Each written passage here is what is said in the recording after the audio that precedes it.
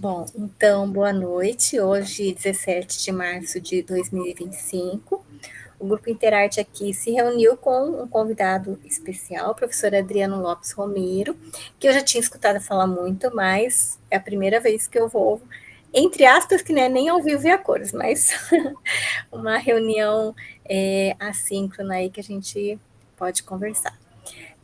Daí, professor, quem sugeriu, né, o seu nome foi a Deisiane, e agora eu passo para ela. Ela vai, então, te apresentar e vai direcionar a sua fala, tá joia? Ok. E muito obrigada por ter aceito o convite, tá? Que eu imagino, sempre corrido, né, nós professores, né, professor? Sim. Então, muito obrigada. Bom, peguei um recorte aqui, então, para apresentar o professor para a gente. O professor Adriano Lopes Romero, ele é licenciado em Química pela Universidade Estadual de Maringá, mestre em Química pela Universidade Estadual de Campinas, doutor em Educação em Ciências e Educação Matemática pela Universidade Estadual do Oeste do Paraná. Ele é professor na Universidade Tecnológica Federal do Paraná desde 2010, atuando principalmente no curso de graduação e licenciatura em Química.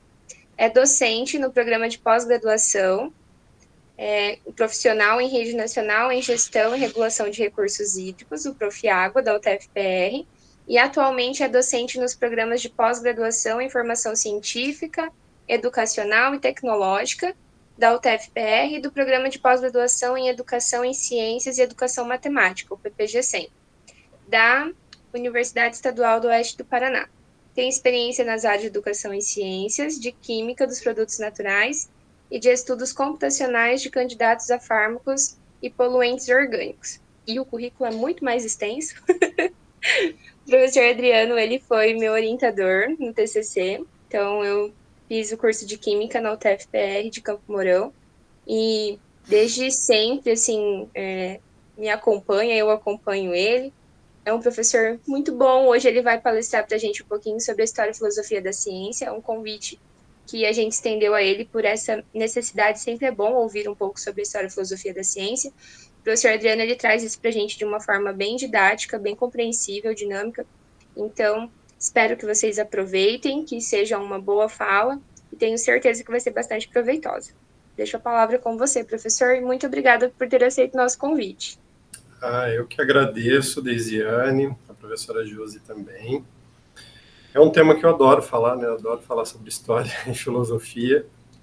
Atualmente estou com uma disciplina na graduação, consegui introduzir, né, uma disciplina de História, Filosofia e Sociologia da Química, né? Então é algo que eu gosto bastante de falar mesmo, tá?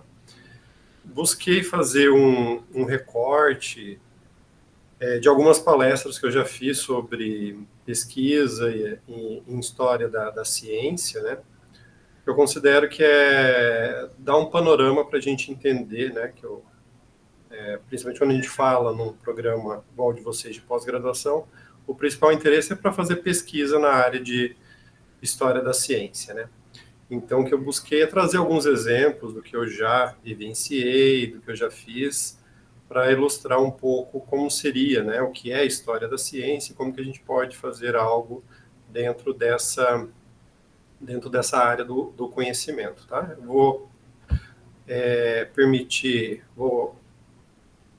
compartilhar aqui uns slides para me orientar a minha fala, tá? Deixa eu ver isso.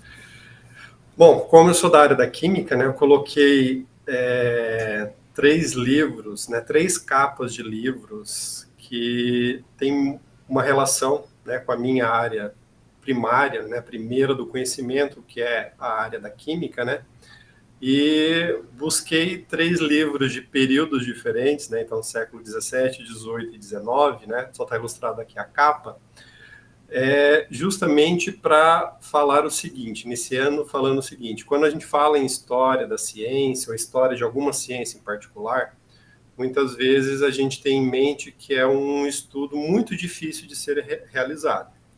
E de fato né, é difícil, assim como qualquer área do conhecimento, fazer pesquisa, né? Mas ela tem algumas dificuldades, algumas particularidades que eu vou tratar aqui hoje, né?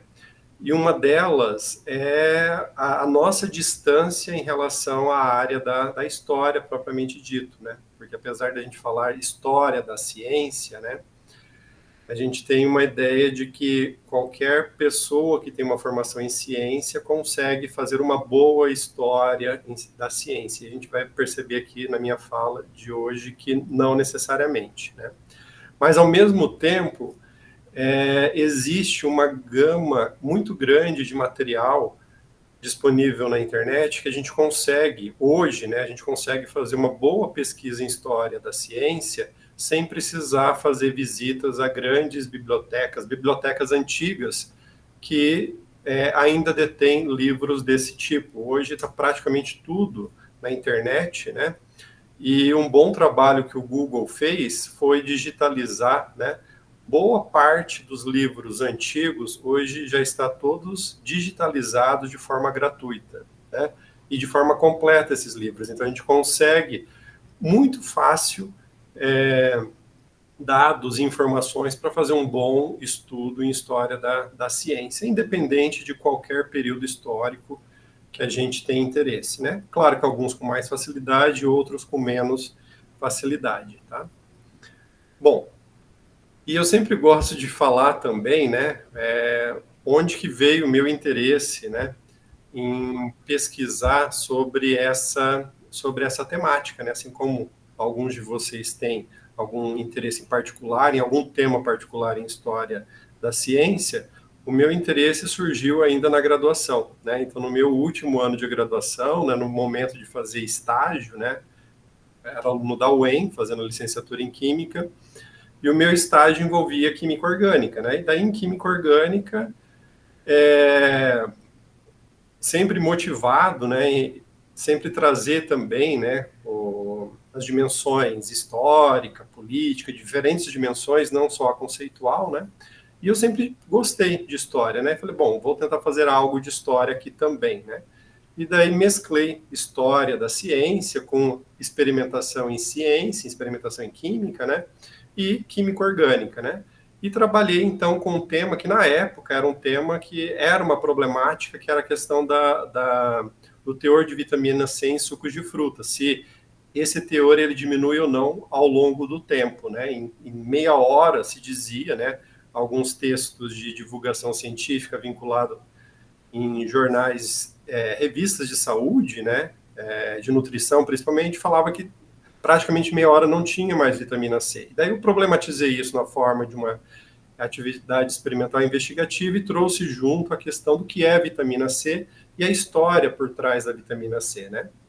E daí, para fazer esse trabalho, eu tive que estudar um pouco da história da vitamina C, né? Então, fui estudar desde das viagens transoceânicas, que foi de lá que começou, né, a importância, pelo menos esse conhecimento mais empírico associado a alimentos ricos em vitamina C, e como que isso prevenia escoburto, né, principalmente escoburto, como que era feito, né, como que foi feito por James Lind, né, um médico que acompanhou algumas dessas viagens, como que ele fez os experimentos para comprovar, né, que a batata ou outro alimento rico em vitamina C previne essa doença, né, e comecei pesquisando, né, e tentar trazer isso de uma forma sistematizada, né, de uma forma provocativa, né, também, dentro da disciplina de Química lá na educação básica, né. Então, por conta desse tema e desse meu desafio, né, acabei, então, adentrando nessa história e, né, ao fazer, né, então, essa próximo do que a gente chama de historiografia, ainda não era uma historiografia propriamente dita, né, a gente sempre vai encontrando fatos, né, então, o historiador, né, quando se propõe a fazer um estudo historiográfico, ele vai buscando evidências, né, então vai buscando diferentes dados, né, então esses dados, né, assim como qualquer pesquisa, se transforma em informação, e essa informação, à medida que você dialoga com a literatura, se torna conhecimento, né. E um dos dados, né, que já é inclusive de senso comum, que está associado a essa história, e que me estimulou mais ainda, né, trazer essa provocação para o contexto de sala de aula, foi que a gente sempre fala, né, no senso comum, de vitamina C associada à gripe, né? Então, seja para prevenir a gripe ou para remediar a gripe, o uso de vitamina C. E sempre a vitamina C, a quantidade de vitamina C que é indicada é 1 grama, independente do fabricante, né? Quando você vai na farmácia, sempre é 1 grama. E isso me incomodava, por que dessa 1 grama, né? Daí, ao fazer uma pesquisa, né, relacionada a esse tema, porque era vitamina C, né, encontrei que essa 1 grama vem lá do químico Linus Pauling, né, então um químico norte-americano, que ele, na década de 70, indicava, né, o uso de 1 grama de vitamina C para combater a gripe, né, e claro, a pesquisa dele estava associada a câncer, mas a gripe também, e por conta dessa indicação do Linus Pauling, por ele ser muito influente, foi prêmio Nobel de Química, prêmio Nobel da Paz, esse dito dele, né, então essa recomendação dele, ficou de tal forma enraizada no senso comum que hoje ninguém se discute o porquê que é 1 grama de vitamina C. Simplesmente não tem uma comprovação científica ou algo que seja contrário à questão da 1 grama, simplesmente a gente adota e não se discute, né, por conta da autoridade que estava relacionada à fala dele, né, enquanto recomendando essa quantidade. Claro que hoje a gente sabe que não faz sentido 1 grama, né, se a gente pensa em recomendação, né, do Ministério da Saúde, é 60 miligramas, então é uma superdose, a gente não absorve isso, mas enfim, continua até hoje a questão do 1 grama. Então, o que isso tem a ver com a história da ciência, né? Tem a ver com como que alguns fatos, né, que hoje a gente trabalha como fatos, como que eles se consolidam, né, ao longo da história, e muitas vezes a gente perde ao longo da história o porquê que esse fato se cristalizou, se consolidou, se naturalizou, né? E quando a gente faz um trabalho historiográfico, muitas vezes a gente encontra esse tipo de resultado que eu tive aqui, que a consolidação de um fato nem sempre ela vem de um estudo científico. Muitas vezes ela vem por uma recomendação ou por um dizer de uma certa autoridade científica, e isso acaba sendo repassado, sendo naturalizado, sem ser um consenso científico, e isso acaba se transformando num fato, né? E depois, no final, vou falar de um outro fato, que vocês provavelmente vão se incomodar também, né? Então, por conta dessa vitamina C que eu acabei entrando na área, né, de história e filosofia da ciência. Mas vamos pensar um pouco na história da ciência propriamente dita, né? Ela começa a se estruturar, tá, com a filosofia positivista, né? Então, Auguste Comte, um filósofo francês, né, do século XVIII, foi com ele que se estrutura, né, que a gente considera que se estrutura a história da ciência, né? Então, ele colocava, né, que a história da ciência, principalmente essas 3 sínteses aqui do pensamento dele, o que era a história da ciência para ele? Primeiro, tem que ser uma obra sintética, tá? Ele considerava que uma obra, né, para se entender a química, ou se entender a física, ou se entender a biologia, né, ou qualquer ciência, é necessário ter um acesso à história daquela ciência, né? Que é necessário estudar a evolução das diferentes ciências para compreender, né, o desenvolvimento da mente humana e a própria história da humanidade, né? Então, aí já começa a história da ciência no âmbito da própria história, né? Se considerar que a história da ciência faz parte da história geral, e que é insuficiente estudar a história de uma única ou muitas ciências particulares sem ter uma articulação, né? Ou seja, é preciso estudar a história de todas as ciências em conjunto para se compreender o desenvolvimento da história, o desenvolvimento da ciência de modo geral. Esse pensamento positivista, né, do Auguste Comte, ele ainda hoje está presente, né, no âmbito acadêmico e nas pesquisas em história da ciência. A gente vê muito disso ainda. Vou mostrar alguns exemplos para vocês depois, tá?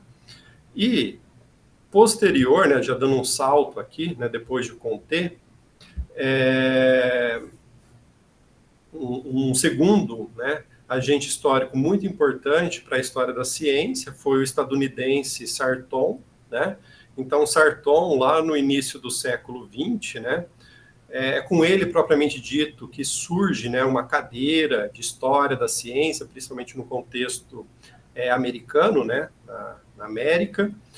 E o Sarton, ele tem uma visão, né, próxima, né, herda algumas questões lá do Comte, e ele era muito próximo dessa história, a história da ciência contada a partir da história de grandes homens, né, ou de grandes ideias da ciência, né. Então é com ele que surge a questão dos pais das áreas, né. Então, quem é o pai da química, o pai da biologia, o pai das sub-áreas, né. Então, as grandes vencedores, né. Então, para Sarton, a história da ciência deveria ser contada a partir dos vencedores, né.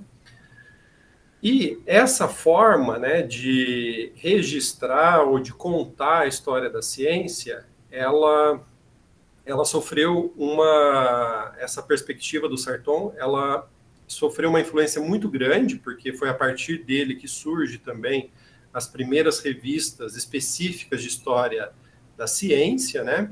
E a partir dele também que surgem os primeiros programas de pós-graduação, né, no âmbito dos Estados Unidos e depois em outros países, específico de história da ciência, né? Então ele influenciou muito a perspectiva do que seria a história da ciência. Então o Sarton, né, que tem um recorte de um artigo, né, da ISIS, que é uma revista que ele fundou, que é a primeira revista de história da ciência, né, puramente de história da ciência, e esse recorte traduz muito bem o que é a história da ciência para ele, né? Então, boas biografias científicas também têm um grande valor educacional. Então, já a partir dele, né, introduzindo a história da ciência no contexto educacional. Eles levam a imaginação de um adolescente na melhor direção. Biografias críticas e sinceras fazem excelentes contribuições para a história da humanidade, né? Então, voltando lá para Comte. E os estudantes não trabalhariam com um coração melhor e mais entusiasmo, não teriam um profundo respeito pela ciência, se soubessem um pouco mais sobre os heróis que a construíram, pedra a pedra, à custa de tanto sofrimento. Então, essa visão, né, da ciência formada por heróis, né, então, por pessoas, né, gênios específicos, né, que pedra a pedra formaram né, esse edifício que é a ciência e o conhecimento científico, né?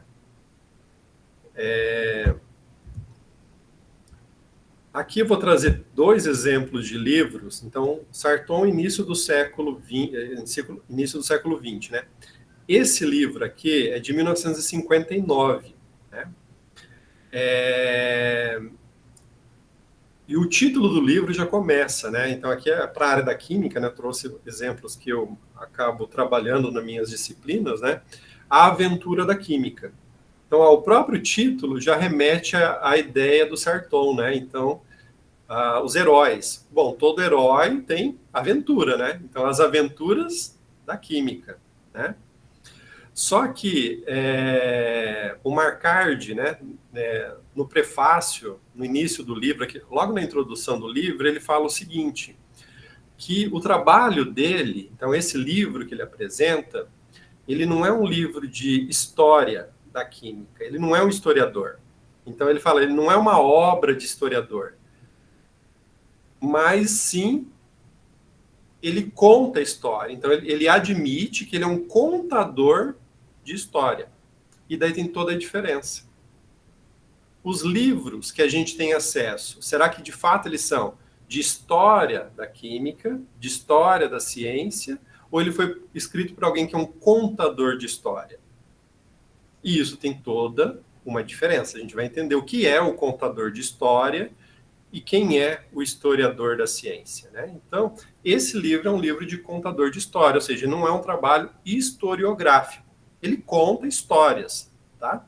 Por isso que a cada parte, né? Então, por exemplo, aqui, quando ele vai lá para a tabela periódica, ele fala ali no final, né? Eu coloquei o excerto também, ó.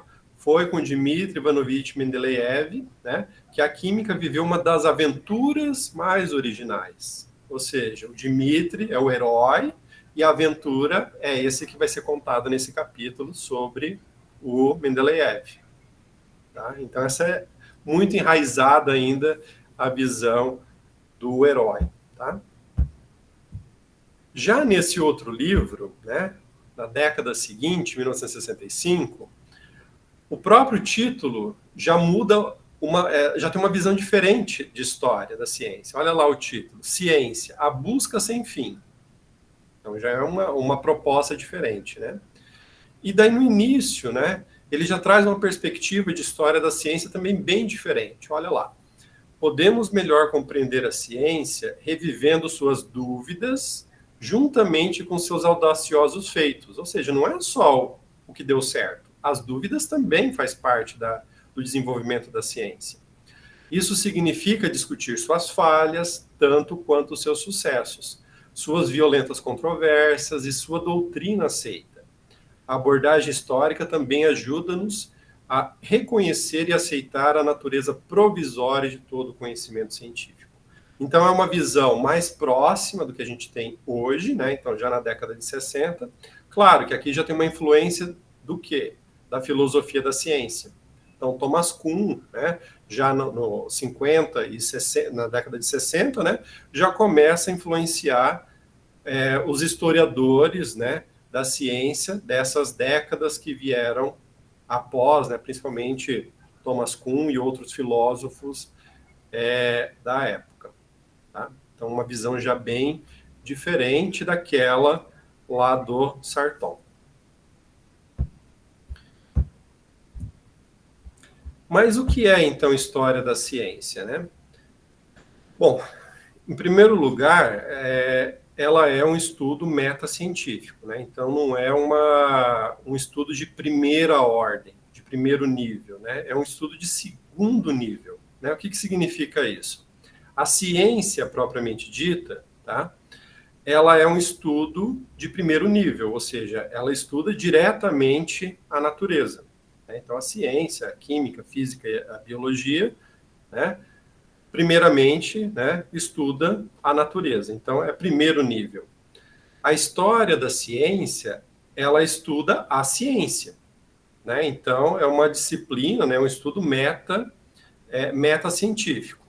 Ou seja, eu sempre falo para meus alunos que é o seguinte, eu tenho um certo conhecimento científico, uma certa ciência que eu tenho intuito de estudar, e eu não estou estudando ela de dentro da própria ciência, de dentro dessa própria estrutura, eu olho de fora.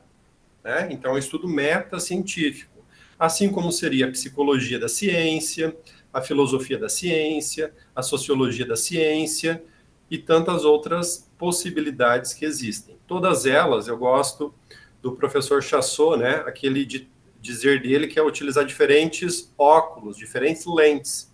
Eu tenho conhecimento científico. Ora eu posso olhar com um olhar da história, da psicologia, da filosofia, da sociologia, tudo isso eu estou olhando para a ciência. Então, ali eu vou ter diferentes olhares e diferentes áreas do conhecimento que se desmembram, né, a partir desses olhares diferentes.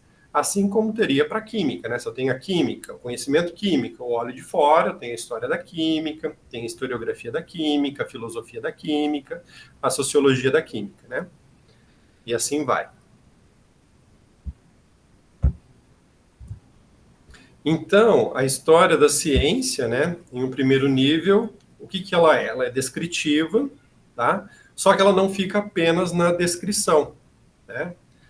Ela não tem o objetivo apenas de descrever. Então, a gente se distancia lá do conter. Não é simplesmente fazer tratados imensos descritivos sobre o desenvolvimento da ciência. Então, ela não é só descritiva. Ela sim é descritiva, mas ela também tem que ser reflexiva. né? E daí essas reflexões, elas podem vir a partir da filosofia da ciência, a partir da sociologia da ciência, pode vir a partir da psicologia da ciência. Então, por exemplo, quando se fala lá do sonho de Mendeleev, né? Então, o Mendeleev sonhou com a tabela periódica. A gente pode analisar isso a partir da psicologia da ciência, tá? Então, a partir do momento que a gente traz essas outras áreas, a gente começa a refletir sobre esse algo que, a princípio, ele era descritivo. Então, a gente vai além da descrição, né?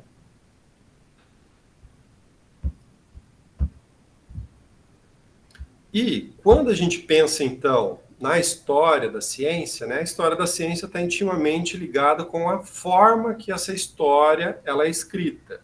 E a forma como que ela é escrita, a gente está falando de historiografia, né? Então, a gente tem, então, uma área que é a historiografia da ciência. Não existe uma única forma de fazer historiografia, né? De modo geral, para entender o que seria uma história e diferentes perspectivas historiográficas, eu gosto dessa definição do Krag, tá? Que é um livro específico sobre historiografia da ciência, e ele nos faz refletir sobre o que é história da seguinte forma. Ele fala que existem dois diferentes termos para a história. O que ele chama de história 1, H1, que são os eventos históricos, e a história 2, que são as proposições históricas. E ele nos faz refletir o seguinte: a gente nunca vai ter acesso aos eventos históricos, a não ser que a gente vivenciou o evento histórico. A única forma que eu tenho certeza de contar, de narrar uma história, é se eu vivenciei ela. E mesmo que eu vivencie essa história, quando eu conto essa história, geralmente eu faço recortes. Eu acho que todo mundo já vivenciou isso.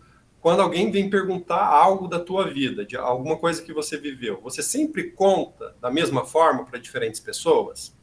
Geralmente a gente conta, se é alguém muito próximo, a gente conta em mais detalhes. Se é alguém já mais distante, a gente não quer contar tudo, então a gente faz recortes, então a gente faz proposições históricas, a gente faz recortes, faz fragmentos.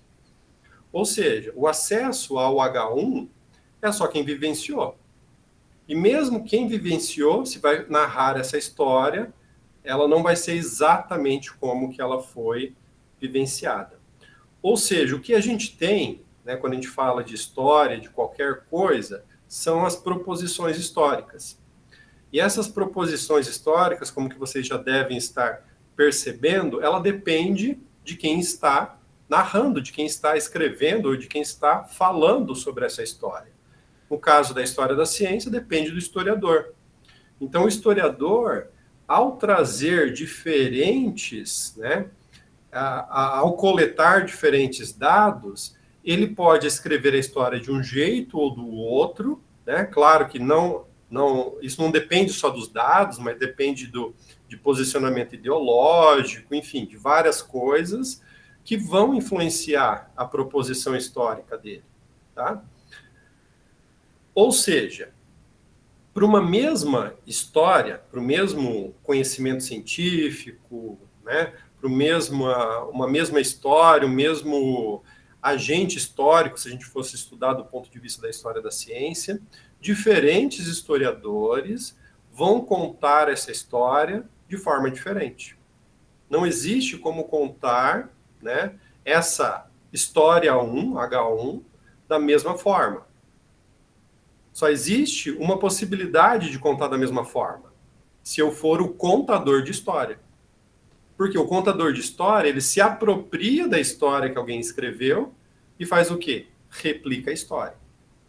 Então, eu sempre falo que, assim, por exemplo, o professor, geralmente o professor, seja da educação básica, do ensino superior, na maior parte das vezes a gente é o quê? Contador de história.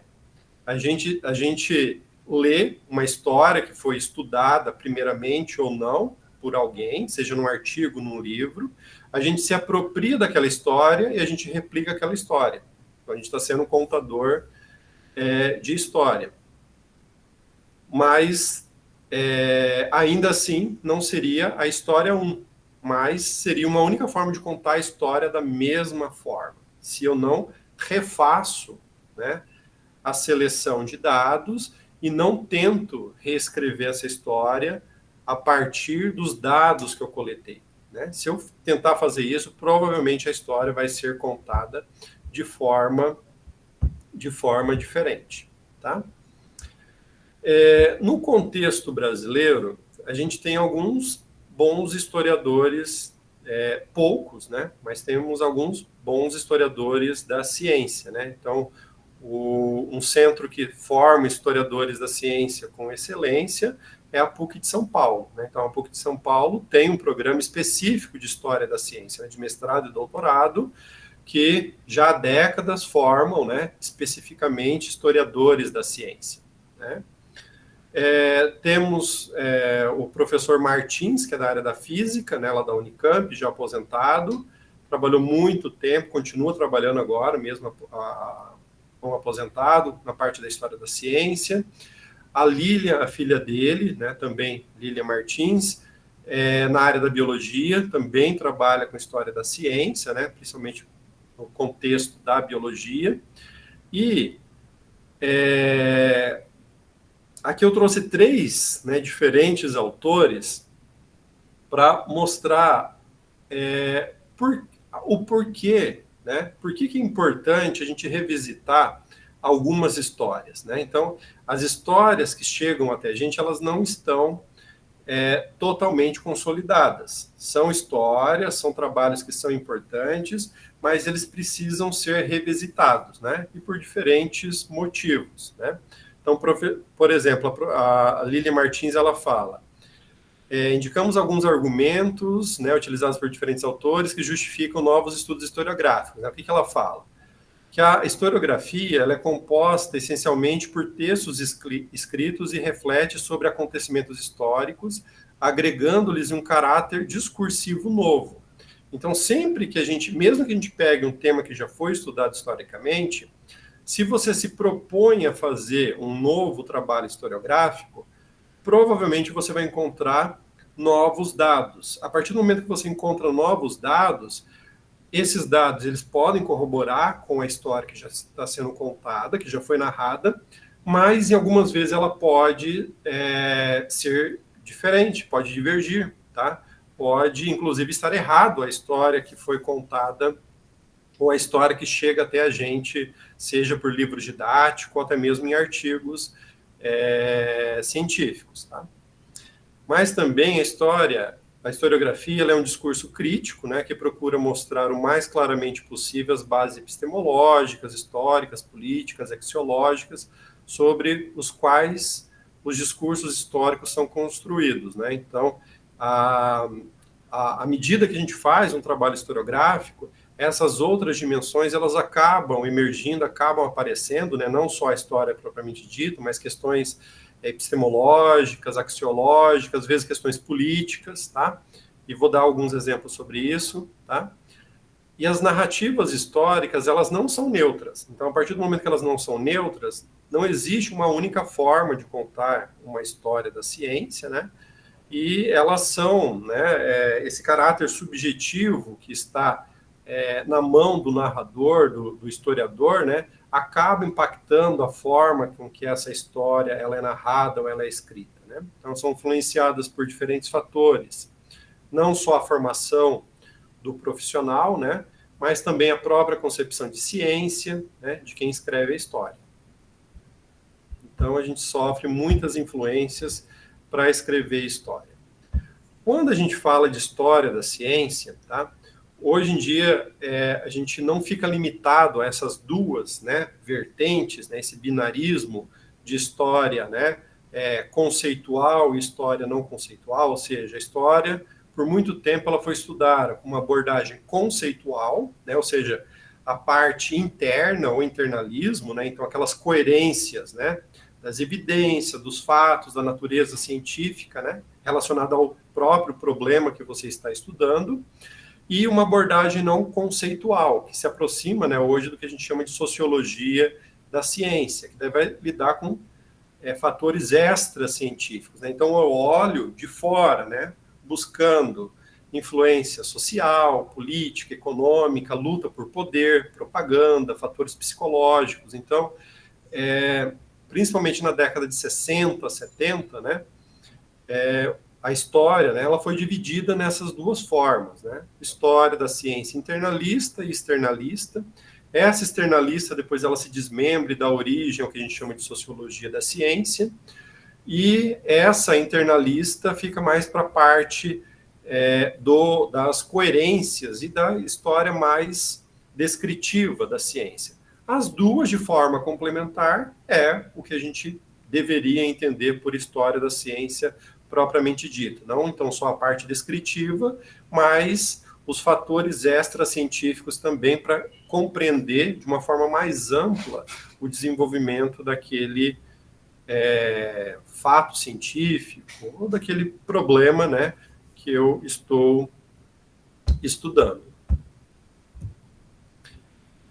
Aqui eu trouxe um Thomas Kuhn, né, não é o livro das revoluções científicas, mas é um artigo dele, tá? É um recorte de um artigo dele, que ele vai falar sobre escolhas de teoria científica, né? E eu vou trazer aqui justamente para amarrar com uma história que eu vou mostrar a seguir.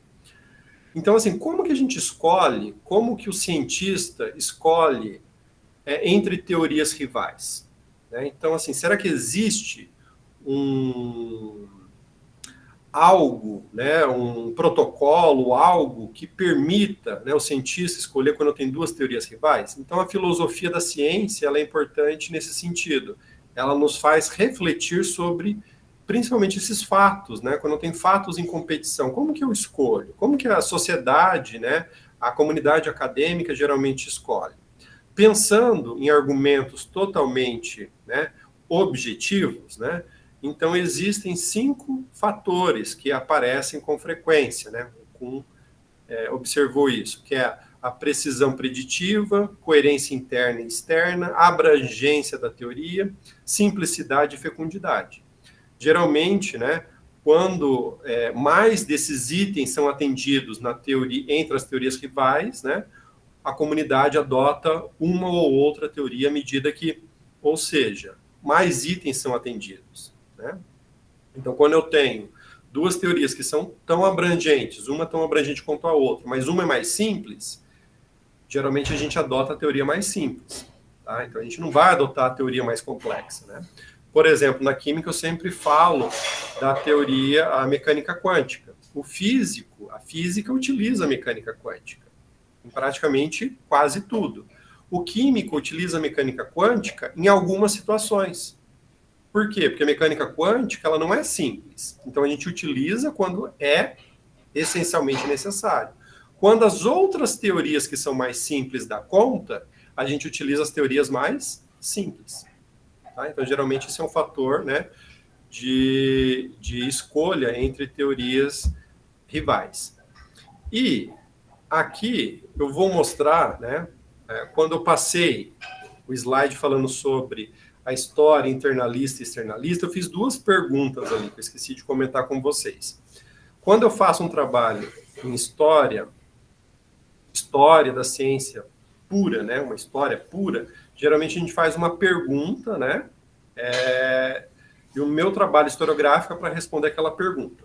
Então, por exemplo, se eu tivesse fazendo uma abordagem totalmente internalista, né, e pensando que a história da ciência não é contada apenas pelos vencedores, mas principalmente a gente deveria olhar para aqueles que foram perdedores, né, eu poderia me perguntar o seguinte, né, vou trazer um exemplo aqui de tabela periódica, me desculpa quem é das diferentes áreas, mas todo mundo estudou tabela periódica lá no ensino médio, né, vocês devem lembrar que a tabela periódica, né, que a gente estudou lá no ensino médio, que a gente ensina, ela está muito associada a Mendeleev, né? E todos os livros falam de Mendeleev, o químico russo, né, que desenvolveu a tabela periódica.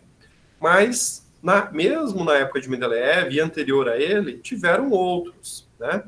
E aqui eu provoco o Newlands. O Newlands foi anterior a Mendeleev.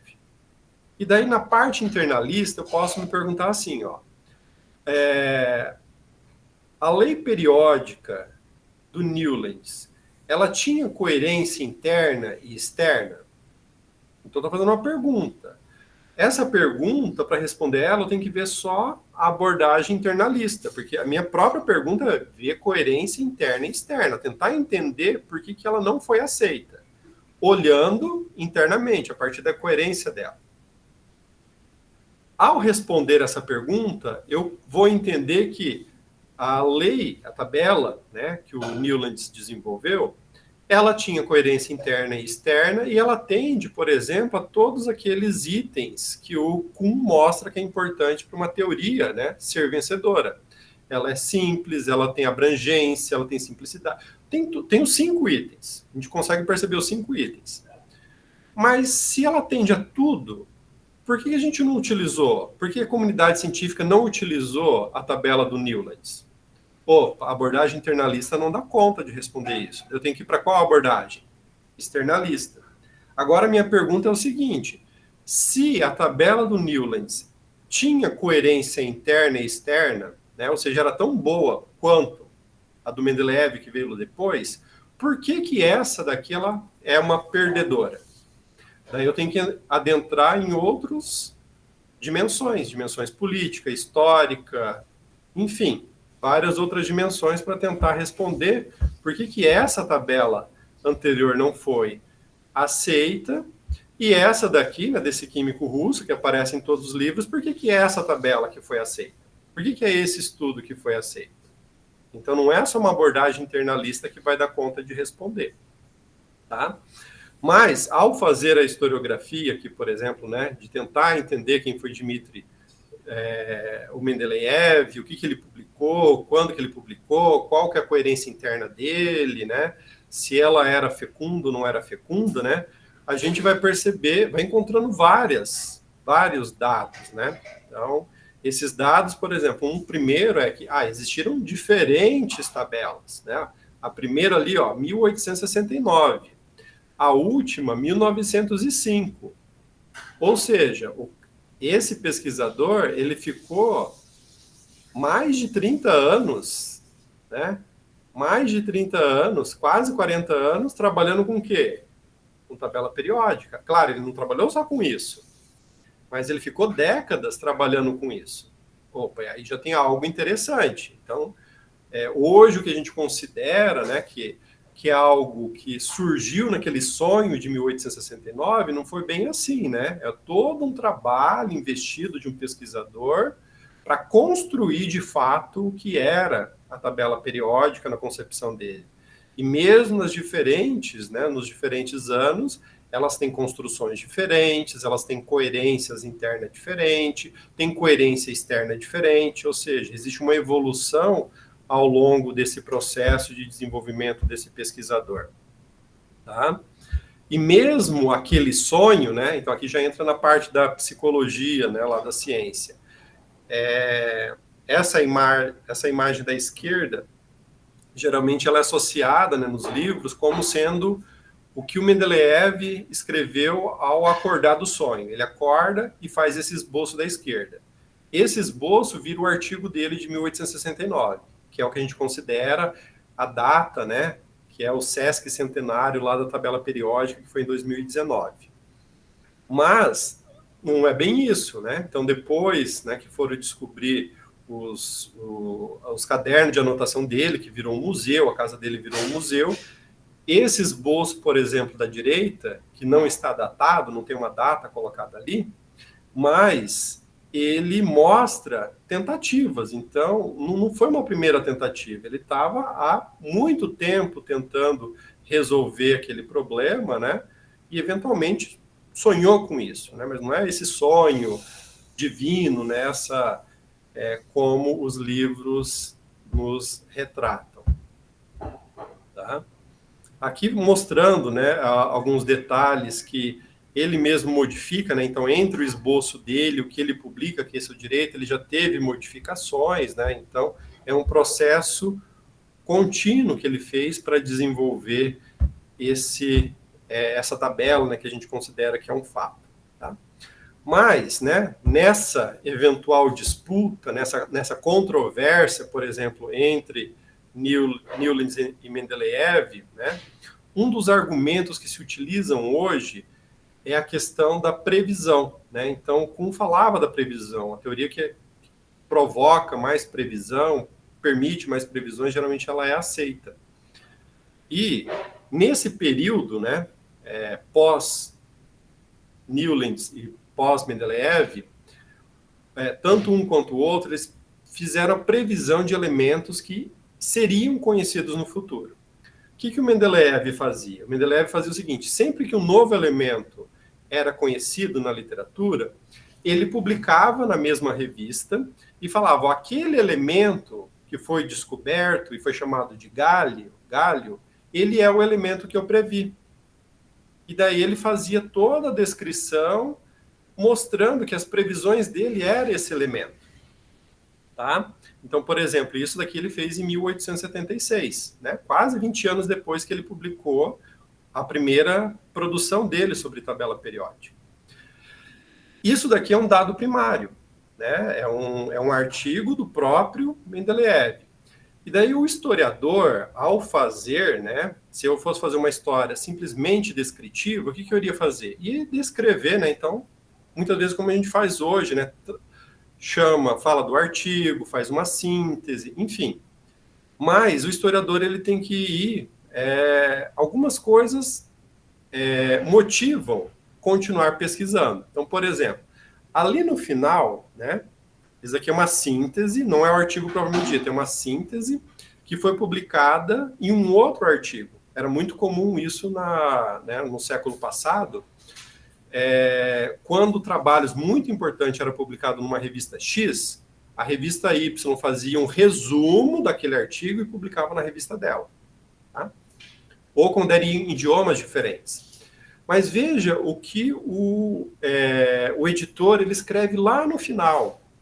Tem ali a nota do editor. Tá? Ele escreve assim, ó: a lei periódica foi primeiro enunciada em 1864 por Newlands. Por que o editor fez isso? Porque o Mendeleev ele sempre falava que a autoria, né, então a prioridade em relação àquele fato científico era dele. Então ele sempre falava assim, sempre na primeira pessoa, né? Eu enunciei a lei periódica e tal. O que o editor fez? Ele se sentiu incomodado e falou: não é verdade. Quem enunciou primeiro foi Newlands, em 1864.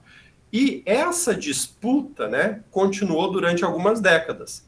Mendeleev publicava, o Newlands ia na mesma revista, né, então o Newlands ia lá na mesma revista e publicava, que era uma forma, né, dos cientistas mostrar a prioridade em relação à autoria de um fato que era importante. E isso aconteceu, né, por um certo tempo. Mas, mesmo, né, com essa disputa, vou avançar aqui um pouquinho, por que o Newlands, né, ele foi abandonado? Né? Por que ele foi, então, não foi levado em consideração? Né? Daí vem a sociologia tentar nos explicar, né?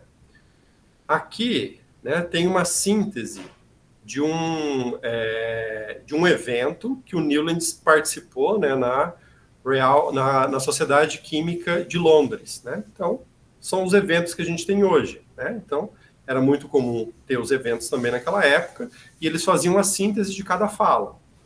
E ao fazer a síntese da apresentação do Newlands, também era muito comum naquela época fazer a síntese das perguntas e das respostas que eram feitas. Então, não era só a síntese do trabalho. Então, assim, o Adriano fez uma apresentação, a professora Josi perguntou isso. Aí aparece a pergunta da professora Josi, depois vai aparecer a resposta do Adriano. Então, esse diálogo também aparecia de forma sintética. E na apresentação do Newlands, dois professores, né, mais influentes do que o Newlands, né, então bem mais influentes, um químico e um físico, né, o Gladstone e o Foster, fizeram duas perguntas no sentido de ridicularizar o trabalho do Newlands. Tá? Um deles perguntou assim: Newlands, você já pensou em fazer a tua proposta de organização dos elementos químicos em ordem alfabética? Porque o problema era como organizar. Um falou: organiza de ordem alfabética. Não teve nem resposta, porque foi feito com o intuito de ridicularizar ele. E o outro, o Foster, ele perguntou no sentido que o Newland, ele não previa, né, a tabela dele estava tão quadradinha que não previa expansões, descobertas de novos elementos. E também não deram oportunidade para o Newlands responder. Ou seja, foram duas perguntas no sentido realmente de ridicularizar. Qual foi o resultado disso? Eles publicaram só esse resumo, eles não publicaram o artigo completo nessa revista, tá? Não publicaram. Só que esses dois personagens eram tão influentes, né, que a gente né, pensa sobre isso, que a influência deles, né, a posição deles de destaque na sociedade naquela época, influenciou os demais a, de fato, não considerar o trabalho do Newlands, mesmo sendo bom. Tá? Bom, a Academia Real de Londres, eles conferem, né, antes mesmo do prêmio Nobel, tá, uma medalha. Todo ano tem a medalha Davy, que é para o melhor cientista, o melhor desenvolvimento científico do ano. Em 1882, essa medalha foi conferida a dois pesquisadores, Mendeleev e Meyer. Tá? E sempre essa medalha tem um título. Né? Então, o título de 1882 foi assim, ó, por sua descoberta das relações periódicas dos pesos atômicos. Isso que é a tradução, né, do inglês lá do título que foi dado à medalha. Há dois personagens, Mendeleev e Meyer. Essa medalha é tão importante que os livros didáticos, né, os nossos livros didáticos, quando falam de disputa, né, sobre a tabela periódica, fala só desses dois, Mendeleev e Meyer. Por que falam da disputa entre eles? Por conta dessa medalha. Colocou o nome dos dois, então dá a impressão que os dois fizeram trabalhos, né, de fato foram isoladamente, e eles eram concorrentes, então deram a medalha para os dois. 5 anos depois, né, em 1887, a comunidade, né, de Londres percebeu, né, que de fato errou com Newlands e atribuíram a mesma medalha, né, todo ano, atribuíram em 87 para o Newlands. E aqui, quando a gente olha o título, está lá, ó, pela descoberta da lei periódica. É aquele mesmo chamado de atenção do editor, lá na década de 70, 76. Só que essa medalha foi esquecida. A de 82, que é a disputa, né, entre Mendeleev e Meyer, os livros falam. Mas essa daqui que repara o erro para corrigir que o Newlands era tão bom quanto, e a lei periódica, né, enquanto um fato é do Newlands, ninguém recupera essa informação. Então, ou seja, se eu tenho só o dado de cima, qual que é a história que eu vou contar? Que existia uma disputa entre Mendeleev e Meyer. Mas a partir do momento que eu tenho esse dado de baixo, que é essa tabela, 5 anos depois, muda toda a história. Então, essa tabela, esse prêmio muda toda a história. Por que foi concedido esse prêmio? Por que o de cima não fala lei periódica, o de baixo fala? Por que o Mendeleev, na vida toda dele, ele nunca se importou pela tabela em si? Porque tanto é que ele mudou o formato da tabela.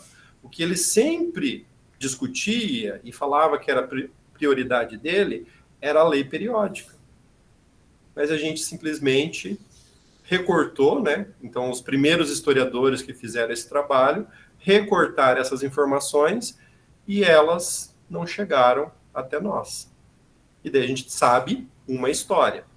Ou seja, a gente não sabe a história, né? Aqui eu estou contando uma outra história, né?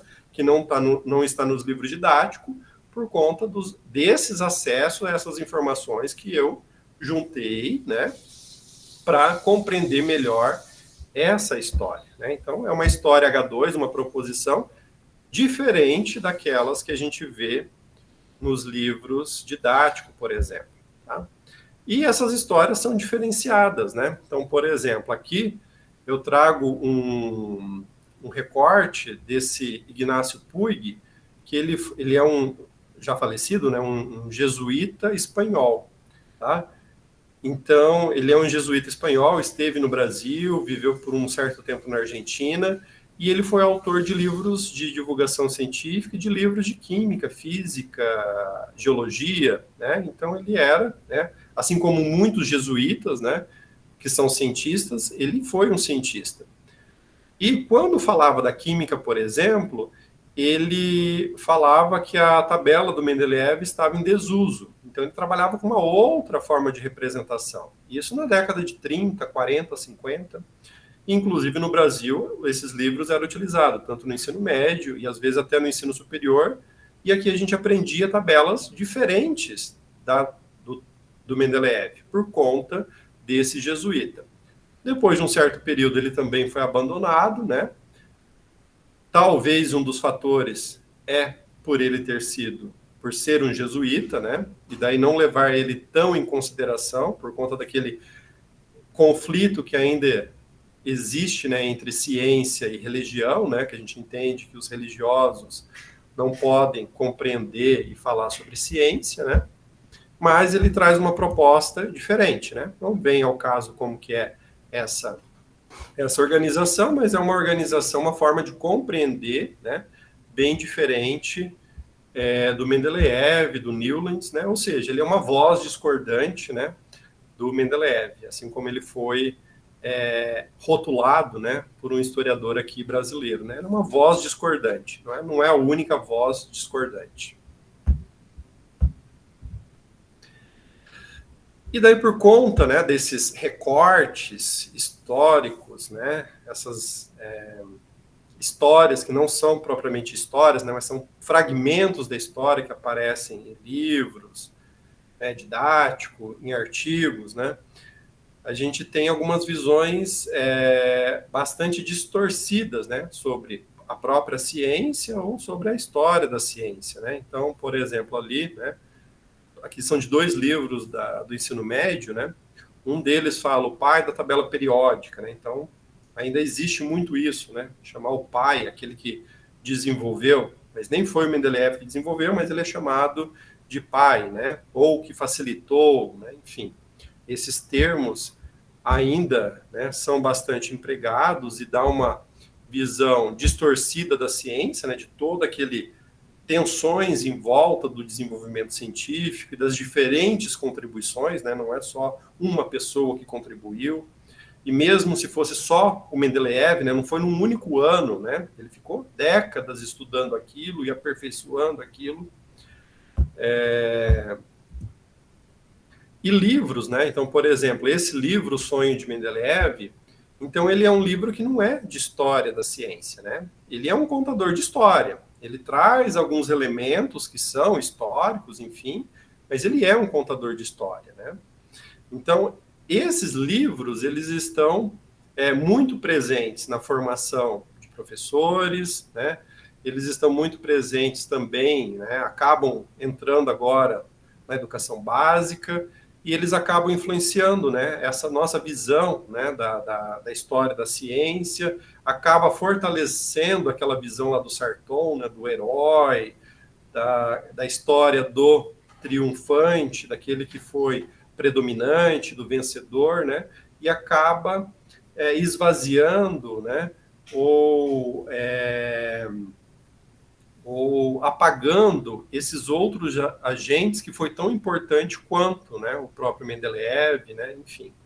Então é muito comum, né, esse apagamento histórico, né? Esse apagamento ele ocorre por diferentes motivos, né? Então, às vezes tem um apagamento por conta da mulher que não é considerada na história, ou ela é minimizada quando faz parte de uma rede de pesquisadores e só aparece o nome do pesquisador mais importante, né? Então é muito comum esses apagamentos, né? Que são, às vezes são intencionais, às vezes não, às vezes é por conta desse fragmento, né, que o historiador faz, às vezes é porque ele não quer falar de mulheres na ciência, então simplesmente recorta, apaga, né? Então isso é comum, né? Infelizmente é muito comum ao fazer, né, uma historiografia, né? Por isso que depende muito do historiador, né, daquela pessoa que se propõe a fazer a história, né? O que eu seleciono e dessa seleção que eu vou manter na minha história, né? Porque às vezes eu posso selecionar dados e simplesmente apagar aqueles dados, né? Desconsiderar, que é algo ruim, né? Mas enfim, mas acontece muito isso, tá? Aqui é um outro livro que também não é de história da ciência, apesar de alguns considerar esse livro Eureka. Ele traz alguns elementos históricos, né? Mas não é um trabalho de historiografia, né? Até por esses termos, né? Então, ó, paternidade, pai, herói, né? Enfim, ainda muito comum hoje em dia. Tá? E para provocar essa questão do historiador, né? Eu trago esse recorte aqui do Meldrum. Eu sempre falo que esse recorte é muito importante para a gente refletir sobre ele. O Meldrum, ele fala, que é uma tradução literal, né? Ele fala o seguinte, ó, o que é bom em se dar tanto trabalho e compor uma história quando tudo que você precisa é copiar os mais conhecidos de maneira usual. É mais fácil copiar. Os historiadores copiam uns dos outros. Assim, poupam-se de problemas e evitam a aparência de presunção. Imite-os e não seja original. Um historiador original é objeto de desconfiança, aversão e desprezo de todos. Tá? Na verdade, essa reflexão do Meldrum não é uma autoria, né? Não é uma reflexão autoral dele, é do Anatole France, que é lá do século XVIII, anterior, um historiador, que já provocava essa questão da história, né? Da necessidade da gente voltar para a história, né? Recontar a história. E o Meldrum traz isso, né, quando ele escreve um livro sobre a história da teoria atômica, né? E ele se sentiu na necessidade de escrever um livro sobre isso por conta de um artigo que foi rejeitado. Então, ele é um químico orgânico, foi um químico orgânico, né? E geralmente quem escreve história, vamos supor, da parte do átomo, né, é alguém da química inorgânica, um físico-químico. E ele era um químico orgânico. E por conta dessa formação dele, né, então que não seria a pessoa mais indicada para falar sobre a história desse fato científico, ele não foi aceito o artigo dele. Então ele amplia esse artigo e escreve um livro, em 1920. E daí, para provocar, então ele traz isso daí, né? Por que ele considera que ele foi reprovado o artigo dele? Porque ele refez a história. Então, ele fez um novo trabalho historiográfico. Então, a perspectiva que ele traz é diferente dos outros. Por quê? Porque ele traz elementos diferentes. Então, a história que ele conta é diferente. Tá? Então, por isso que ele traz essa provocação. É mais fácil copiar. Tá? Porque se você traz um novo trabalho, né, você tem que também ter, óbvio, né, muita firmeza, né, se o teu trabalho ele vai diverge dessa história que é contada, que é narrada. Bom, então aqui eu trago alguns exemplos, eu estou quase finalizando, tá? Por exemplo, ao fazer um trabalho historiográfico, tá, uma coisa que eu tenho pontuado como importante, a professora Lilian também coloca isso, né, o professor Martins, que é não só olhar para aquele agente que você está estudando. Então, vamos falar, eu quero falar sobre radioatividade com a Madame Curie. Né? Então, não vou olhar só sobre o casal Curie. Eu vou olhar também para quem falou sobre eles naquele período que o casal Curie eram vivos, que eles estavam pesquisando sobre. Ou seja, a gente tem que olhar para o trabalho, né, original, mas também para quem vivenciou aquele período. Tá? Seria mais ou menos a gente falar, como que a gente vai falar da história, desse momento político que a gente está vivenciando, se a gente não, né, no futuro, como que a gente vai falar, um historiador vai falar desse período, sem olhar diferentes autores que vivenciaram esse período e escreveram sobre esse período, né? Então a gente tem que olhar também para quem vivenciou, né? Para olhar aquele olhar dele. Qual que era aquele olhar em relação àquilo que estava sendo desenvolvido, né? E isso a gente consegue, né, com uma certa facilidade ou não, né, dependendo do que a gente está estudando, né? Tá? Consegue com uma certa facilidade ou não. Por exemplo, nesse caso do sistema periódico, era muito simples, né? Então, foi muito simples porque tem muito trabalho sobre isso, né? Então, desde lá do século XIX, né? Então, 1894 a 1911, que eu cito alguns livros que me ajudaram a entender aquele período, né? Que era posterior a Mendeleev, e todos esses conflitos emergiam, né? Em um ou outro historiador, né? Porque depende. Um fazia, o Tilden falava de algumas coisas, o Meyer já trazia outros, então são visões fragmentadas. Mas a história H1 é a somatória disso, né? Não só a somatória, né? Porque não é só simplesmente somar, né? Só ir somando descritivamente, né? Mas tentando entender por que o Tilden seleciona tais coisas, o Meyer seleciona outras, e eu tenho que confrontar tudo isso para tentar entender de fato o que aconteceu naquele período, né? Eu vou pular isso daqui.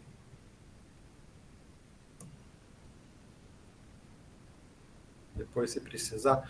Então, ó, da professora Lilian, um artigo, inclusive eu trabalho com esse artigo na minha disciplina de História da Química, é um artigo que eu falo assim que é básico para quem quer fazer um trabalho em História da Ciência. Ela vai falar sobre os objetos, métodos e problemas. Como você determina um problema, como que você determina qual que é o objeto, que métodos que você utiliza, como que você faz o básico da história da ciência. Ele é um artigo bem simples de de utilizar, né, como metodologia para fazer um trabalho em história.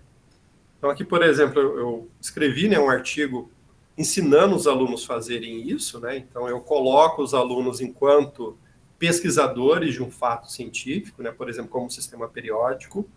E utilizando a professora Lilian, né, Martins como base, né, a gente faz essas 3 etapas. O aluno tem que refletir sobre o problema que ele vai estudar, né, tem que tentar delimitar qual que é esse problema. A segunda parte, né, ele tem que fazer os levantamentos, então onde que a gente faz os levantamentos, como que eu seleciono esses documentos, como que eu copio, como que eu analiso, tá? Então não é uma revisão de literatura. Eu falo, meus alunos têm a principal dificuldade a história é uma revisão? Não, não é uma revisão. Eu tenho que ir para os originais, eu posso até dialogar, né, na terceira etapa, eu tenho que dialogar com quem fez trabalho historiográfico. Mas não é simplesmente trazer os trabalhos, porque senão é uma revisão, não é um trabalho de história da ciência, tá? Não é uma historiografia. Então eu tenho que ir para o original, eu tenho que ir para quem na época falou, né, dialogou, vivenciou naquele período, tá? E a partir do momento que eu seleciono, né, esses materiais, tenho acesso a esses materiais, né, de preferência o mais abrangente possível, e sempre os materiais vão dando novas pistas, né? Então, às vezes, aquilo que eu falei, às vezes uma nota de rodapé fala para você, nossa, mas e isso daqui? E você vai partir para uma outra coisa, vai tentar entender o que é aquilo. Então, às vezes, essas pequenas coisas, elas te dão insight que são importantes serem pesquisados para compreender melhor aquela história, tá? E muito do que eu tenho vivenciado, esses pequenos insights mudam a história que a gente, principalmente desses fatos muito comuns que a gente conta, né, como história, são modificados quando a gente vai tentar entender esses pequenos insights, nota de rodapé, enfim, é uma dica que é importante.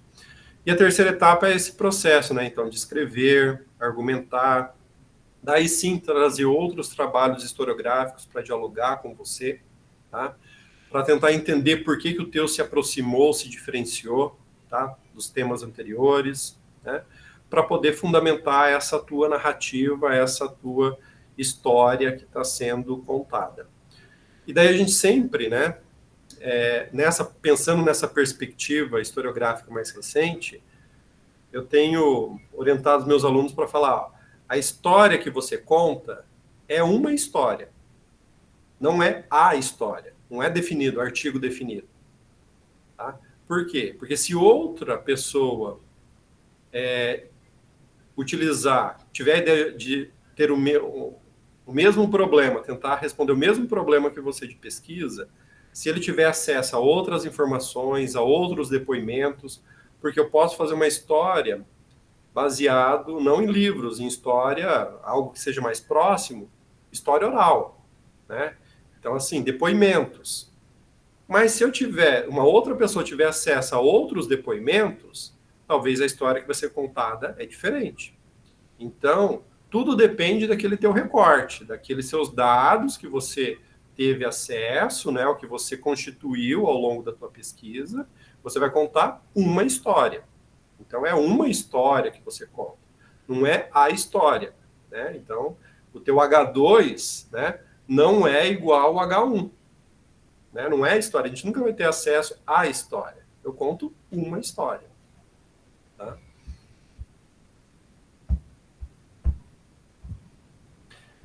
Aqui, por exemplo, ó, isso é um trabalho de um aluno meu que finalizou agora o semestre, né, na disciplina de História e Filosofia e Sociologia da Ciência. Eles tiveram que selecionar uma tabela periódica de um derrotado. Então, não pode ser de ninguém que foi o vencedor. E existem várias, daí cada um escolhe uma. Daí esse aluno aqui, o Gustavo, escolheu essa tabela triangular do Emil Zaminski. Tá? Dizia que era de 1935, que é essa de cima. Tá. Daí a gente segue vários passos, né, pensando na história, abordagem internalista e externalista, né, para ser completa. Né? Daí, ao fazer o trabalho, no momento que o Gustavo foi fazendo a pesquisa, né, primeiro a gente parte da onde? A gente partiu de uma base de dados, um banco de dados de tabela periódica, que tem uma compilação de centenas de tabelas. E lá está por data. Ele pegou, professor, eu quero estudar essa. Ótimo, vamos estudar. Ele vai estudar. Daí, como que eu começo a estudar? Bom, primeira coisa, você tem que acessar o original. Tá, buscou o original, professor, não acha o original. Não tem. Ó, o Zaminski aqui, essa data, não tem. Eu falei, mas você achou alguma outra data do Zaminski? Ah, achei de 1937. Tá, pega a tabela dele, de 1930. A princípio é 2 anos depois, né?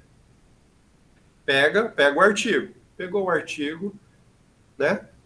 Ok, em inglês o artigo. Professor, mas não cita a tabela de 35. Que é a tabela de 35 é de cima, de 37 é o que ele publicou. Não tem a de cima. Em momento nenhum ele cita um trabalho anterior.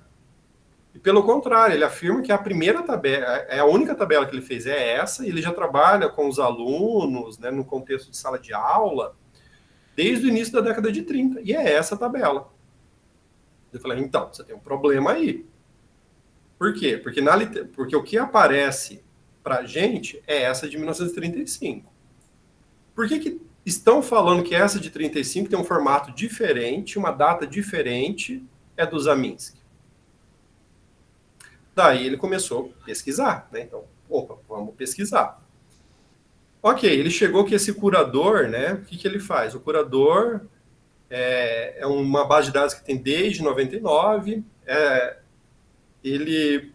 A maior parte dessas tabelas, né? Desses dados, foram tirados de um livro. Então, de um livro, né? Muito importante, que foi publicado em 1969, 74, eu acho. 74. E os exemplos são tirados de lá. E é de um historiador da química, né? E, ao estudar, né, tanto eu, os meus alunos também, qual que é a conclusão que a gente chegou? Esse historiador, ele modificou praticamente todas as imagens que ele coloca no livro. Ele modificou tudo, não é simplesmente colocar cor. Não é uma cor ou redesenhar. Não foi redesenhado. Ele modificou tudo. Tudo. Quase tudo modificado. Mas o que chegou para a gente, e esse autor, ele é referência.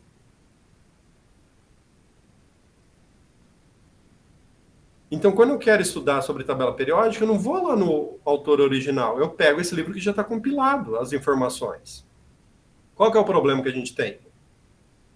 A gente não tem o H1.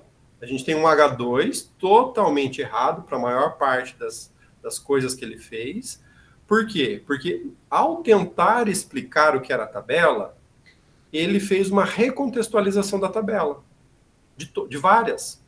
Mas ele não deixa claro isso. Ele fez uma interpretação dele. Opa, mas não é isso que o historiador tem que fazer. O historiador, ele tem que... Primeiro, ele tem que ser o quê? Descritivo. E depois eu tenho que analisar, mas não no sentido de modificar o conhecimento. E ele modificou. E isso acontece só na área da química? Não. Isso acontece para muito conhecimento científico, em outras áreas também. Só que a gente tem aquele problema que o Meldrum falou. O que é mais fácil quando a gente fala de história? Contar a história de um historiador que já fez o trabalho. E daí, qual é o risco da gente estar contando histórias erradas? Histórias que foram reelaboradas, não sei com qual intuito, tá? Que foram reelaboradas por um ou outro motivo, e que muitas estão erradas, mas a gente continua contando. E essas histórias só vão se modificar quando alguém, né, colocar isso como um novo objeto de estudo e tentar fazer novamente a historiografia. Tá? Então, isso é um treino que eu tenho tentado fazer com os meus alunos. Tá? Para a gente finalizar. Isso aqui é para vocês refletirem. Tá? Eu sempre provoco meus alunos. Coca-Cola faz mal?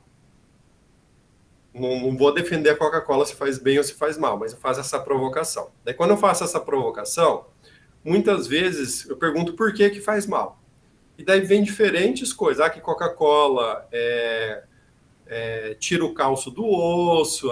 Fala daquele experimento do osso da galinha na Coca-Cola. Traz muitas coisas, inclusive com experimentação, né?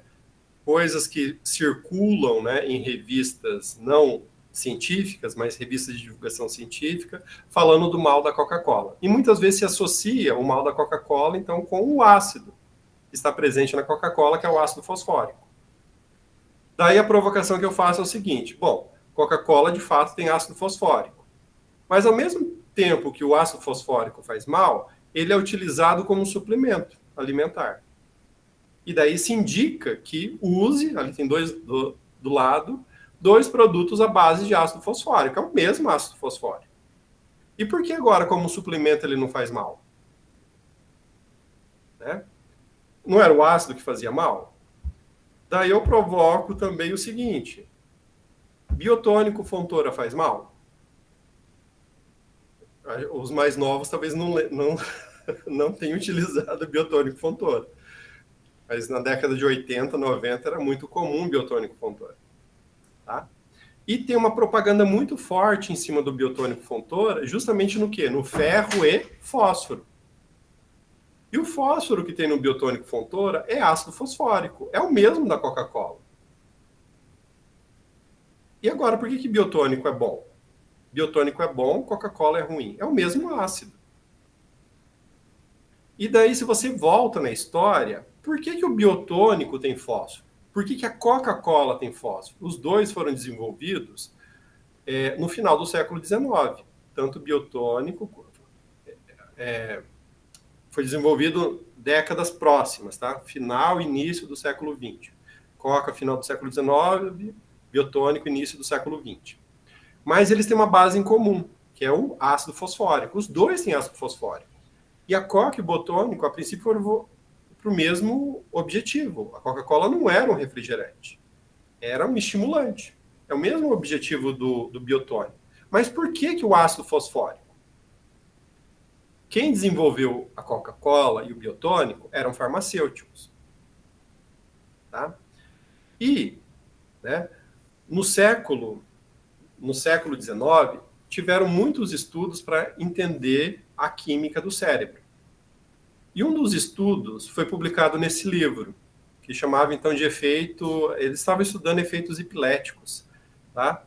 E convulsão. E para tentar compreender isso, com cadáver, né, retirava o cérebro e estudava a composição do cérebro. Óbvio que naquele tempo, o que conseguia fazer? Estudar ácido gráfico, que é essa tabelinha do lado esquerdo. ácido graxo, fósforo, albumina, água e sais. Daí, qual que é a diferença em termos de composição? De crianças, jovens, adultos, velhos e o que eles classificaram aqui como idiotas. Fósforo. As pessoas classificadas como idiotas, tá, têm o mesmo nível de fósforo de uma criança. Opa, então o fósforo é um elemento importante para o desenvolvimento cognitivo. E daí, por conta desse tipo de estudo, foi criado Coca-Cola e biotônico. Tá? Por conta esse tipo de estudo influenciou a química do cérebro.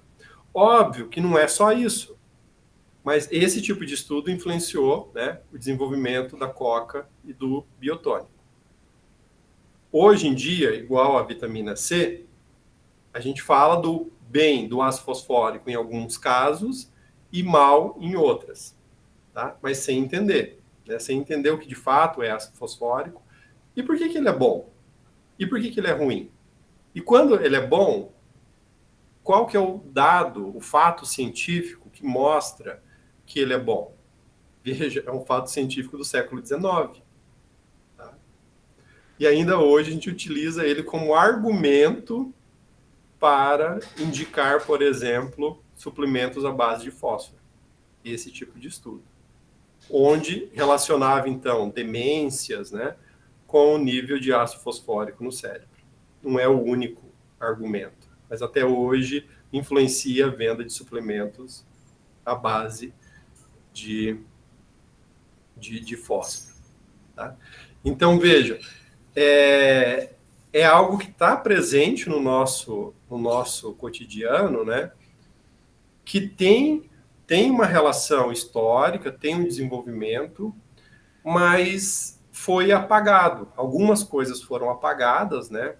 Daí por diferentes motivos, né? Uns motivos é para tornar, né, a fórmula, né, desconhecida por um certo tempo, e então não se falava por que era associado, né, cada um dos constituintes da Coca-Cola, né, assim como também o próprio biotônico Fontoura, né, e daí vão se apagando também esses tipos de estudo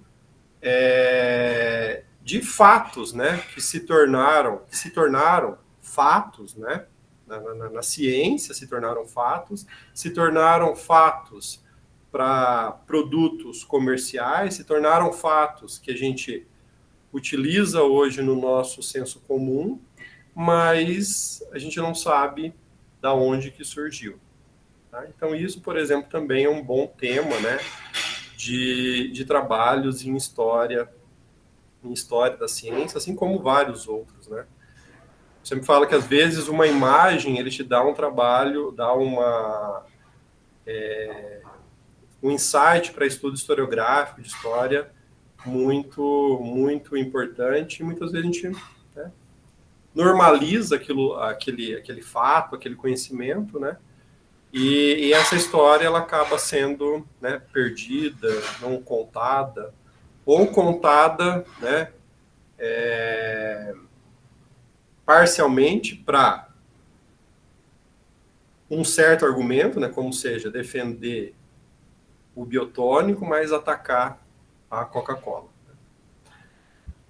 Então, assim, pessoal, hoje eu não consegui falar sobre filosofia, né? Eu falei, pincelei, né? Eu acho que eu quis trazer a parte. Eu sempre falo que a história, ela surge primeiro, né? Primeiro a gente acaba fazendo um bom trabalho historiográfico, e quando a gente tem um bom trabalho historiográfico, isso depois acaba alimentando, né, a filosofia ou a sociologia, ou isso acaba emergindo, né? À medida que a gente faz um trabalho historiográfico, por conta daquela abordagem externalista, né, a gente não consegue fugir da filosofia ou da sociologia.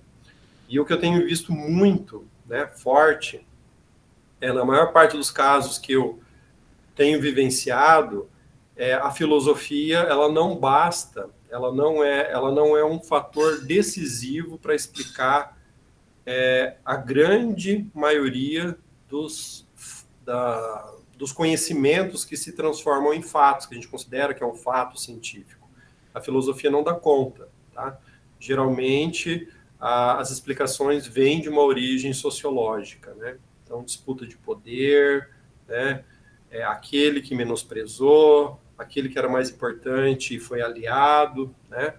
Então, por isso que Bruno Latour, outros sociólogos contemporâneos, eles são tão importantes para a gente compreender melhor, né, o que de fato é o desenvolvimento, né, científico, a ciência propriamente dita, né, não é apenas a filosofia, né, ela acaba falhando muito, né, não dando munição para a gente analisar muito do que ocorre em termos de desenvolvimento da ciência.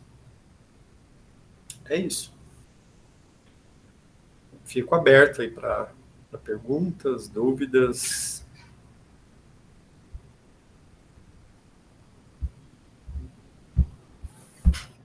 Para falar um agradecimento.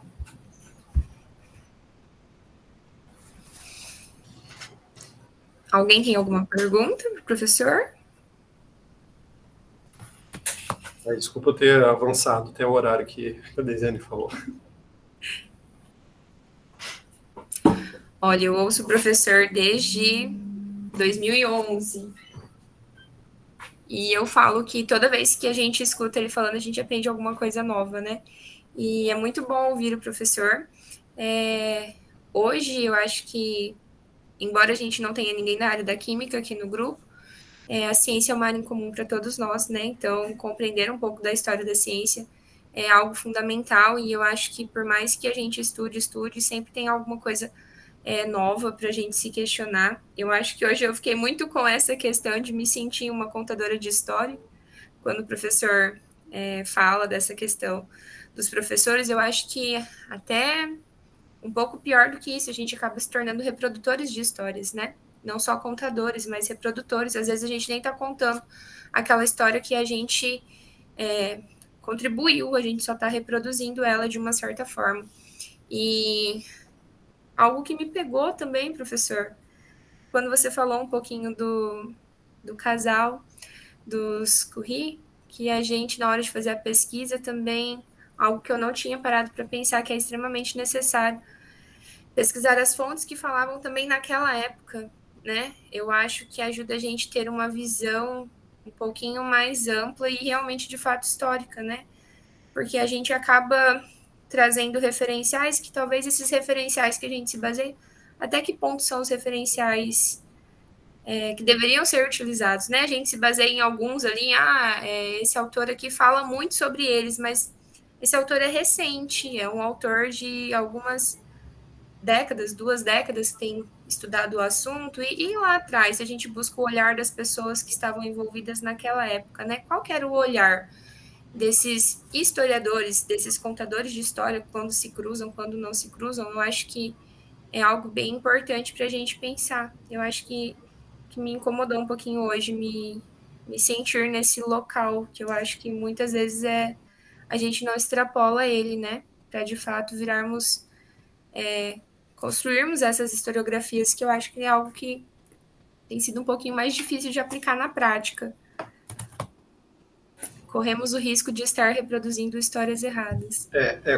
Quando você faz um trabalho historiográfico de alguém que é considerado vencedor, é mais fácil. Tá? É mais fácil. Quando você faz um trabalho que é aquele que foi o perdedor, tá? que não se destacou, e esse geralmente você tem uma dificuldade maior para entender o porquê que ele não se destacou. A não ser que, de fato, o que ele produziu tinham muito erros conceituais, daí a própria ciência dá conta de não considerar. Mas quando o conhecimento que ele produziu é bom, né? Por que ele não foi considerado, né? Daí, se você não vai para esses autores que... Você tem que tentar encontrar quem são os aliados dele. Então, assim, alguém se destacou, não se destacou sozinho. Ele teve aliados. O Latour vai falar isso. Quem são os aliados? Você tem que tentar encontrar quais são as redes, né, que fizeram com que essa pessoa fosse aliada. Né? Por exemplo, se você pega a Madame Curie mesmo, só o fato de você explicar por que para o mesmo objeto de conhecimento, a Madame Curie, o casal, né? Eles tiveram o prêmio Nobel de Física, se não me engano foi em 1903, e o de Química em 1911. É o mesmo objeto. Por que a Química foi 8 anos depois? Explica isso. São duas comunidades diferentes. Tá, mas e agora? Qual que era por que a percepção, né, do que foi produzido na física foi aceito mais facilmente e na química não foi aceito tão de forma instantânea? Por quê? Então, às vezes quando você faz, dependendo da pergunta que você faz para você buscar a resposta, te dá caminhos que você tem que para além daquela questão, ela foi vencedora na física, óbvio, mas e na química? Por que demorou mais? Professor, eu achei bem interessante, porque você gosta dos pesquisadores lá da PUC também. Nossa, é muito bacana. E os estudos deles trabalham bastante com imagens, né? Que é uma coisa interessante. Daí, quando você estava mostrando da tabela da química, eu lembrei que eu trabalho lá no programa, tem um professor de música. As partituras musicais também são assim. A gente tem aquela partitura padrão que foi a que ganhou, mas, digamos, historicamente, mas tem vários outros modelos. E hoje eles trabalham com umas partituras contemporâneas, criando uma coisa bem diferente. E eu falei, nossa, eu tô com um pessoal de música lá, trabalho com eles há 15 anos e nunca tinha me passado na cabeça que outras possibilidades de partitura. Então, esse estudar fontes primárias é muito interessante, né, para trazer isso. E a questão, professor, várias coisas que o professor apontou foram super interessantes. A questão de história e historiografia. Então, lembrar sempre, a gente já está trabalhando com a historiografia. É alguém nos contando. Então, e eu sou, do meu mestrado, digamos, ligado à questão dessas fontes primárias. Então, o meu mestrado foi em educação, a gente trabalha na UEM, o meu grupo era só fontes primárias.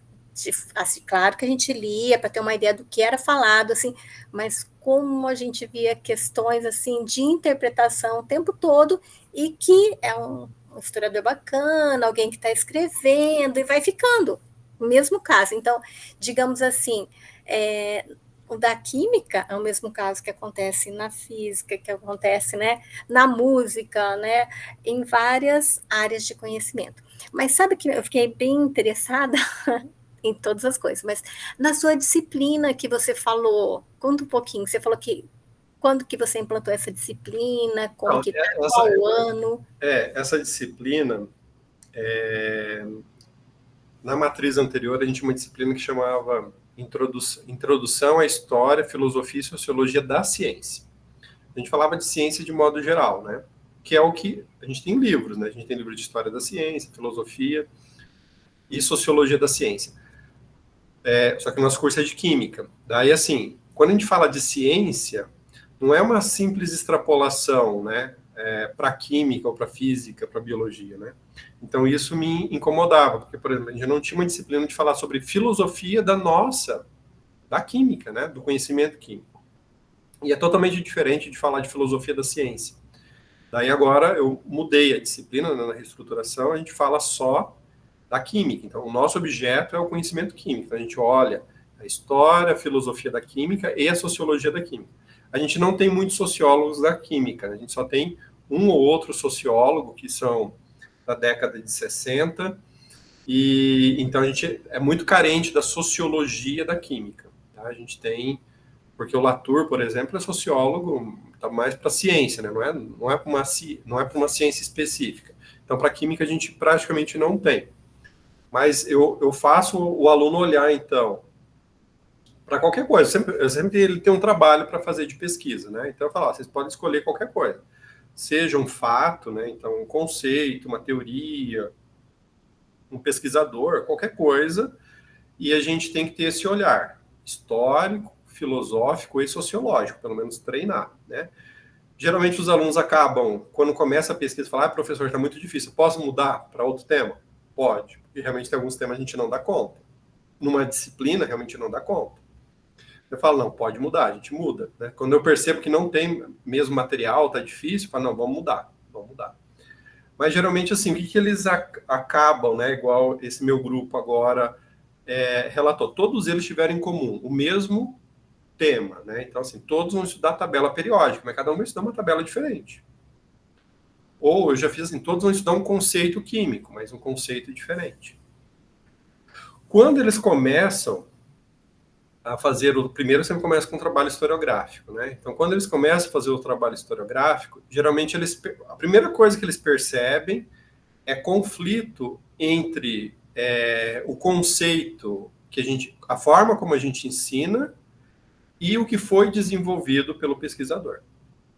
Tá? Então, por exemplo, porque assim, daí é aí que eu aproveito para explicar o que é a ciência disciplinar.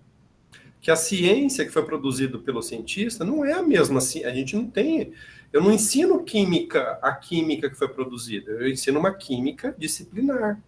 Ela foi feito um processo de transposição didática, de didatização, então não é o mesmo. Então, por exemplo, quando eles estudam os modelos atômicos, né? Daí eu sempre faço, né, essa provocação também, falar, ó, pessoal, porque todos passaram por química básica, ó, se vocês tivessem que falar sobre o modelo de Dalton, Rutherford, como que vocês falariam? Como que vocês representariam? Daí eu faço o treino no Google, jogo lá no Google, coloco imagens. Daí eles vão percebendo que tem, por exemplo, o modelo de Rutherford tem várias formas de representar. Não existe uma única forma. E cada forma, cada desenho, na verdade, fala de uma coisa diferente. Então, conceitualmente, não é igual. Daí eu faço a provocação, eu falo, ó, vamos fazer um treino? Se o Rutherford estivesse aqui, junto com vocês, e eu perguntasse para o Rutherford, qual desses daqui representa melhor o teu trabalho? Eu sempre falo, ele fala, vocês não entenderam o meu trabalho, porque ele nunca desenhou, ele nunca representou. A representação foi um processo de didatização, veio com um livro didático. Só o que a gente cobra quando a gente está ensinando química, seja na graduação, no ensino médio? A representação. Opa, mas isso não é um conhecimento científico que foi produzido. Então, daí os alunos começam a ter esse choque, né? O que de fato foi produzido, o que a gente ensina, é o primeiro choque que eles têm. Daí o segundo choque é o que foi, né, assim, escrito, conceituado sobre aquilo, sofreu uma transformação tão grande que ele está sobreposto ou está misturado com outras teorias de diferentes períodos. E isso ocorre na química, isso ocorre na biologia, mas na química ocorre, eu acho que ocorre mais do que nas outras ciências, não sei te dizer porquê, tá? Quer dizer, na verdade eu sei, mas na química ocorre mais esses erros, daí eles começam a ter esse choque, não, o que foi falado de ligação química, professor, mas isso daqui, daí numa única frase que a gente fala hoje, isso daqui é Lewis, isso daqui veio da teoria quântica, que é 20 anos depois. Tudo misturado. Como se fosse o mesmo contexto, a mesma coisa. É um choque, para eles é um choque. Que bacana. Obrigada, professor. Mas, ó, na parte de artes, eu falar, a Deisiane, ela, não sei se ela lembra, mas teve um trabalho dela que eu acho que alguém queria continuar isso daí. Então, alguém que trabalha com gosta de artes. Ela fez um trabalho sobre um casal, sobre a Madame Curie, e não sei se você lembra, Deisiane, das várias gravuras, porque a Madame Curie, desculpa, Madame Mendeleev, estou confundindo agora as madames. A Mendeleev não, a Lavoisier, Madame Lavoisier, ela fazia os desenhos, lá no século XVIII, ela fazia os desenhos para Lavoisier. E o que é interessante, ela não retratava a cena, então ela não era apenas uma desenhista, porque uma desenhista, ele retrata a cena, o que ele está vendo. Ela se colocava na cena. E assim, ela tem diferentes períodos os desenhos dela.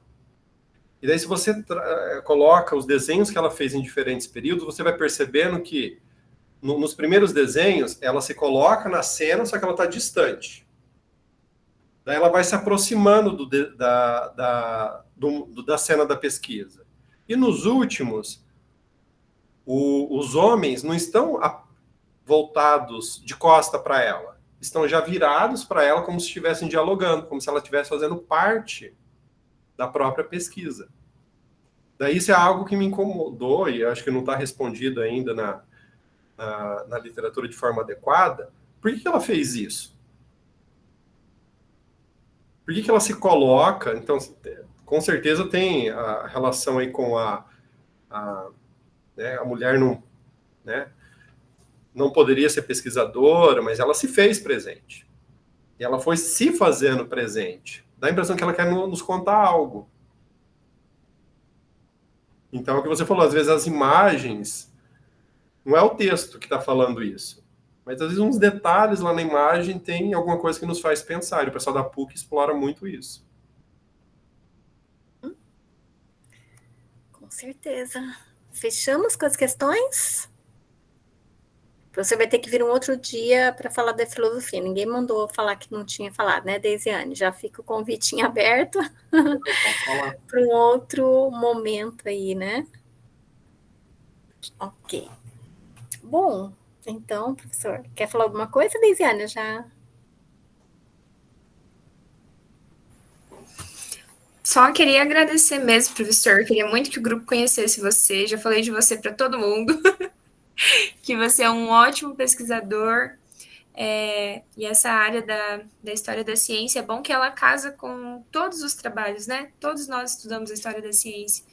Então, de uma forma ou de outra, é algo muito proveitoso para o grupo todo. Espero que todos tenham aproveitado. Fico muito feliz que você tenha vindo hoje dar essa aula para a gente, que foi uma aula mesmo. E, como a prof disse, fica o convite para você voltar mais vezes. Não, obrigado. Se convidar, eu venho mesmo. Joia. Então, obrigada, professor. Obrigada ao pessoal que estava aqui. E estamos aí com a gravação. Tá joia? Em outro momento, a gente troca figurinhas aí. Tá? Boa noite, então. Boa noite. Tchau, tchau. Tchau, pessoal. Obrigada.